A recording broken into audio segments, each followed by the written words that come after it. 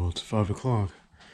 Time to get everything loaded up, and we got a big old adventure planned for today. Alrighty, all loaded up. Gonna make a quick pit stop though before we get to the lake. I'll see you there. Okay, quick update. I didn't expect it to be this foggy out. It's like super duper foggy. So I'm like 25-30 minutes into the drive, and I just realized that I forgot my water bottle. Dang it. Sorry about the road noise. We're right next to a highway, but we made it over here. And they got little chickens. Hello.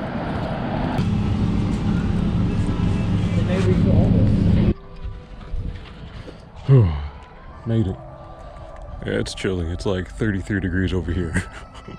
It's a nice little fog off the water. We're gonna be rolling 3 deep. We got me, Ryan, and his buddy. His name is Jake, and his son. I thought we're gonna be going through and hopefully catching some bass on today. I'm the last one. Everyone else is already out in the water. Real quick, I've got a little mystery tackle box that I got for Christmas. So I've got a little jig that I'm going to be tying on to my bait caster. How's it going, everybody? Welcome back to the channel. I'm That Fishing Noob out here on this giant lake. Last time I came here, I fished like over here, and after like 4 or 5 hours of fishing, I realized that I only covered 1/8 of the lake. So we're back out here again. We're gonna be on the Old Town Sportsman PDL 106. It's got 3 rods with me, my normal 3 rods, my Shimano SLX DC, my Penn Battle 2, and my Daiwa BG 3000. Goal today, cover water, and of course, catch some fish. Without further ado, you know what time it is. I will see you out on the water. Oh man, it is nice out here. I don't know what kind of birds those are. They're like little duck birds? I don't know. Also, real quick, before I face the sun, I totally nerded out some. I don't know if you're gonna be able to see it because there's quite a bit of a glare. In addition to, right here is like 2 feet. So I have these little pin drops, and I'm gonna be using this as a pseudo depth finder as I move around. I've marked some points that I want to hit, some underwater points, some steep drop-offs, some ledges. So we're gonna go see if I can put together a pattern. Today's gonna be interesting too, because this is probably gonna be the most amount of water that I'm gonna be covering. We're gonna go hit up the first spot, which is gonna be some submerged timber over there, and see what we can get on. Woohoo! You want to say anything to the folk at home? Hi. Love you, Mom. All right, man. Oh, that's not good.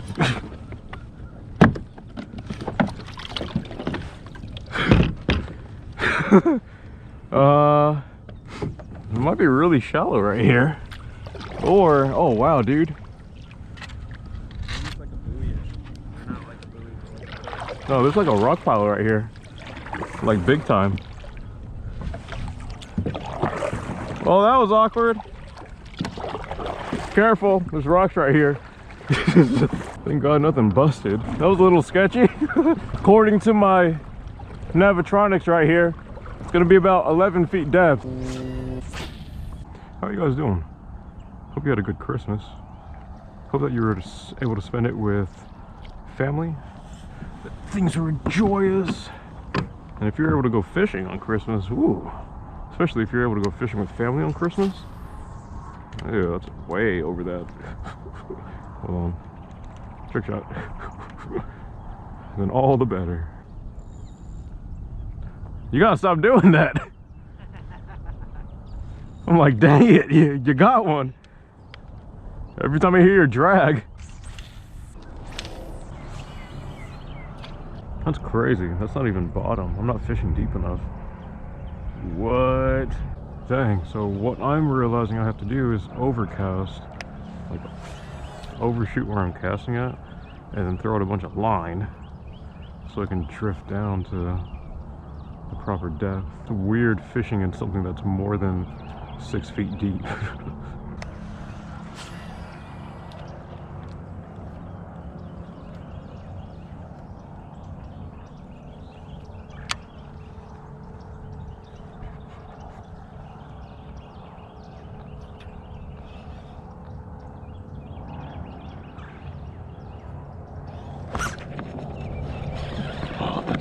No, dang it.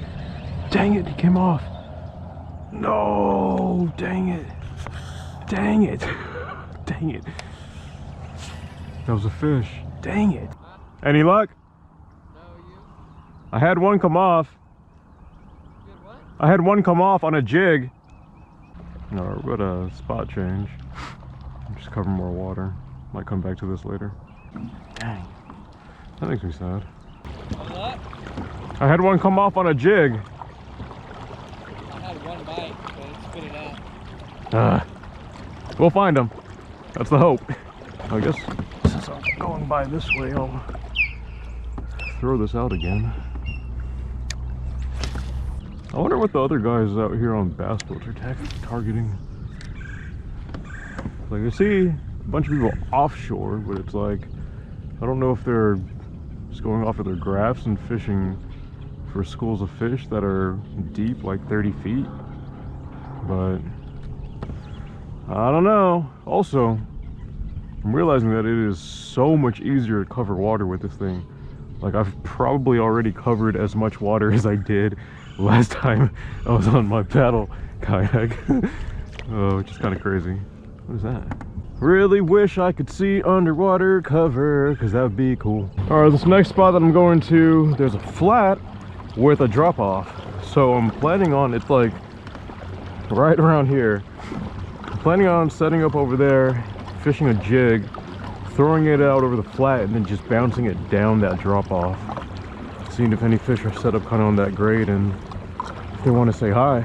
I was getting stuck like we were going down those canals at the other place. Yeah, man. Ugh. I'm about to jig this. I'm trying to find exactly where it is. It's like right over this way. It's a big old flat and then a ledge. So for those of you that are familiar with big old lakes and water, why is there a slick right here?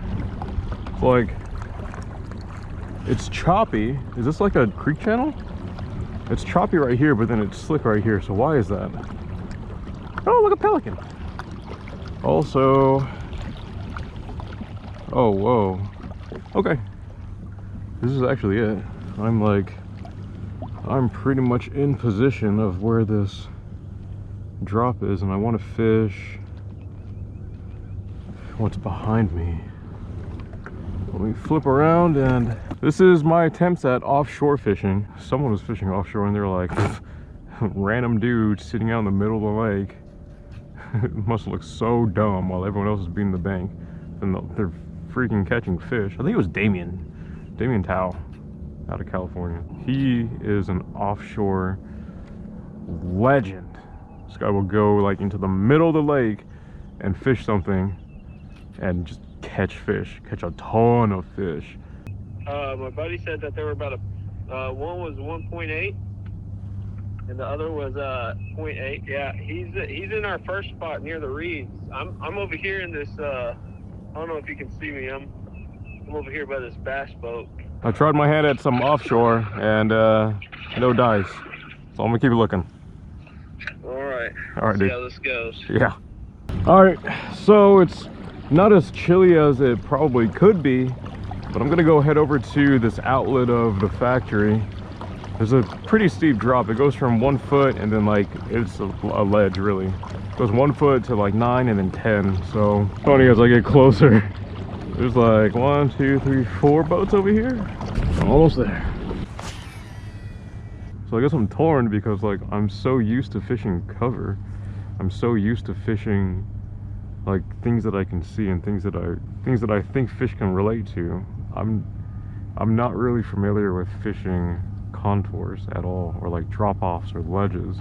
I'm used to just being in the bank, kind of like maybe 70% of other bass fishermen, just being the bank. But I know for sure, like offshore fishing and catching them where you shouldn't, like you can't visibly see where they'd be hiding, is a huge step up and something that I need to work on. Look, so if you were me right now fishing this place, where would you fish? Would you fish back towards the little inlet outlet of the factory?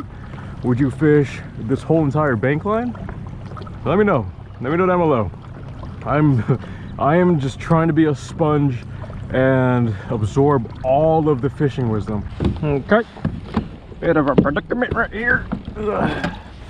Hit some more sand. It's like super shallow right here. Tell you what, we're putting the miles today. I will say that it is super peaceful just being out in the kayak, especially like this bare almost. Like, there's not really a whole lot of stuff around me. It's just the kayak and like the water, so it feels more personal, which I appreciate. That is a nice bass boat though. Dang it. I'm back by the timber and there's a bunch of boats here now. So I returned out to the timber and I fished around these boats for a little bit, and the wind had picked up and I was not successful. Did not get any bites or any fish. Oh well, I lost my jig, so I tied on a Texas rig. I feel like there should be fish around the timber. It's good cover, it's good depth.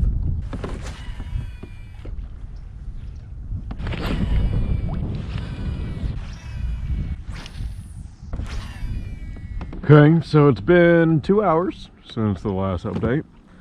I ate a snack, and I ate another snack, and I cracked open my drink, and I have 0 fish. I'm gonna go back to where the ramp is and fish around there real quick. It's a little bit windy.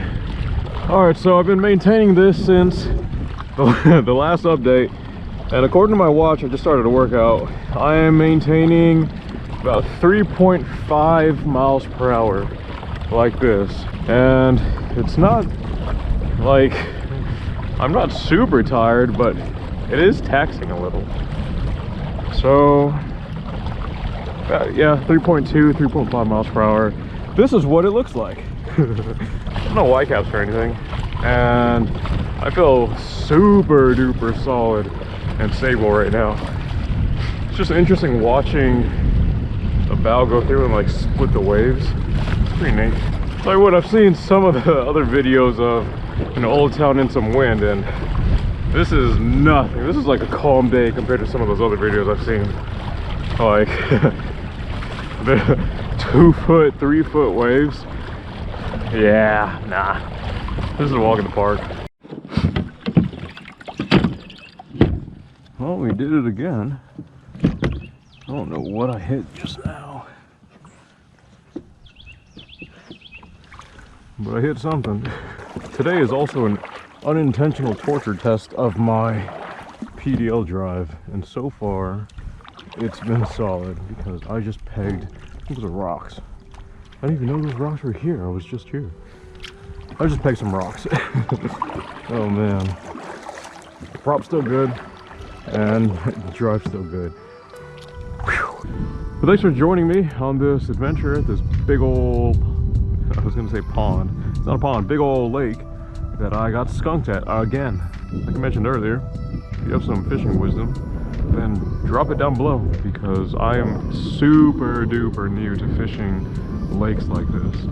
I fish cover, I try to target like depth, so like I targeted cover and depth at the same time, and then I just went to depth, and then I went to cover, and I only had 1 bite, and that was from way this morning on a jig. I'd appreciate it. Share some wisdom with me. Help me to get better. I want to get better. But that'll be it for this one. I hope that you are still able to go fishing, and if you are fishing, I hope that you're able to catch a big one. But I'll catch you on the next one. Yep, God is good. Y'all be blessed. Later.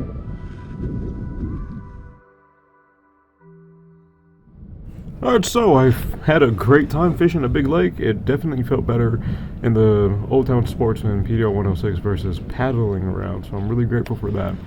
But here's a couple key takeaways from fishing here the second time around. First thing is I need to target depth and slow down. So I normally throw out like a weightless swim bait, a weightless soft plastic as my like finesse kind of lure, kind of bait.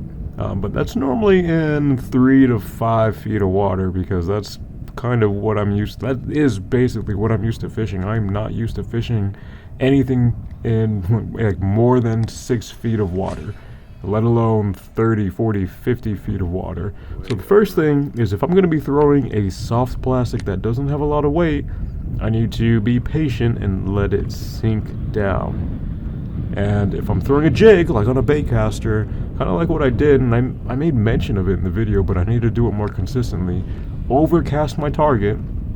If I'm trying to like target like a ledge or kind of like contours where it's like going down a grade, or if I'm fishing vertical cover, cast to that but then let out line, so that way my jig or my Texas rig or whatever it is I'm throwing that's heavy that I'm trying to make bottom contact with can sink straight down along that cover, compared to hitting the water and then having a pendulum effect back towards me at the boat because I don't have enough line in the water. The other thing I'm realizing too is I need to vary up what I'm throwing to cover more water more efficiently. So technically I can throw out a soft plastic that's weightless if I had all day to fish one spot, because that thing is going to sink down to, like, if I'm trying to target 20 feet of water, that's going to take forever to fish that. So what I need to do is throw on things that can search water or cover water more efficiently, and be more efficient with my time and more efficient in searching for fish. So that looks like throwing out a deep diving crankbait if I'm trying to target a deeper depth, or it looks like throwing on a heavier spinnerbait or an underspin. That way I can target some of those deeper water columns and cover more water more efficiently.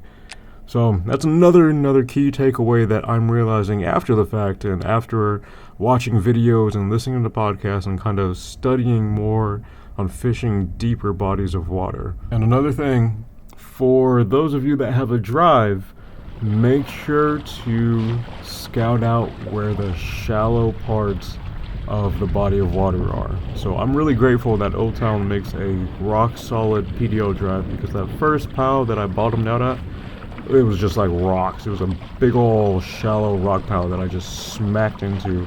And thankfully I wasn't going like full speed. I was kind of coasting while I was talking to my buddy, and then just smacked into it. And then same thing for the second one, only it wasn't as much rocks, it was more like sand.